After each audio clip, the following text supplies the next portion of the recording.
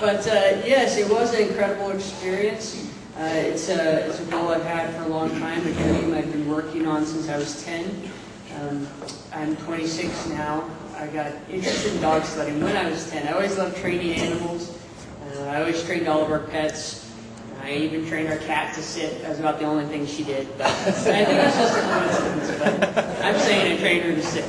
I did get interested when I was 10. I always loved outdoors. I loved adventure. I loved working with animals, and I loved never knowing what was coming around the next bend. That is dog sledding. So I really got interested when I was 10. I had just my pet dog. My parents are very supportive. I have an older brother and an older sister. Our family has always been I've been extremely blessed. I've always had the family that whenever one of us kids got involved in something, it wasn't just a passing phase. It was something we were really involved with. The whole family jumped in and backed it. And so when I was 10, I started reading more books about dog sledding and got more involved. Got another dog from the Humane Society to be my team. My brother and I chopped the top of a shopping cart that we got permission to have from Albertsons. Chopped the top of it off, so we just had the little bottom, and I had my little dog cart that I'd scoot around the neighborhood in Silverville with. So it was great. That was my dog team. And then when I was 13, my parents realized that this wasn't a passing phase. It was something I was kind of sticking with. So I had mentioned to them that there's this dog sled symposium up in Fairbanks, just out of passing. I didn't think anything of it. And my dad was military, so he thought, well, I'll take her up on a MAC flight, go up to Fairbanks, take her to this dog sled symposium. It's the first year they were doing juniors racing, or junior symposium, and we'll see, maybe it'll click in, this is what she really wants to do, or maybe she'll decide this isn't. I can fully put it on my parents that they decided to back me in a sport that will always be broke and completely alone out in the middle of the wilderness and smell like dog and loving it. So my dad took me up there, and I met quite a few other mushers up there. I did get the opportunity to run my first real team of sled dogs was a small 3-dog team of Susan Butcher's.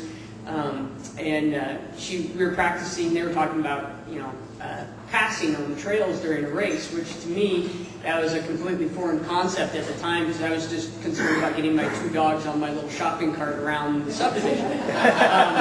It was one of those fun meetings. We're all under 18, big group of us, about 25 juniors, and you all go around the room and say who you are, what kind of dogs you have, what races you've run. And you have the grandsons and granddaughters and sons and daughters of these great mushers and champions and what bloodlines they're running and this and that. And they got to me, and I'm like, well, I'm from Washington. I have 2 mutts, and I run a shopping cart. It was great. But Susan Butcher's was the first dogs I ever got to run. She picked me out. She hooked up 2 little 3-dog teams, and for me at the time, those must have been her champion dogs in my head. I know now that they were the little old retired guys that were just happy to be in harness again and fought along this little trail with us. But she picked out two juniors to go do this little trail and practice passing. And when she picked me, I was a little embarrassed. I had to go up and tell this, Susan Butcher, for some of you guys that don't know, is a 4-time Iditarod champion.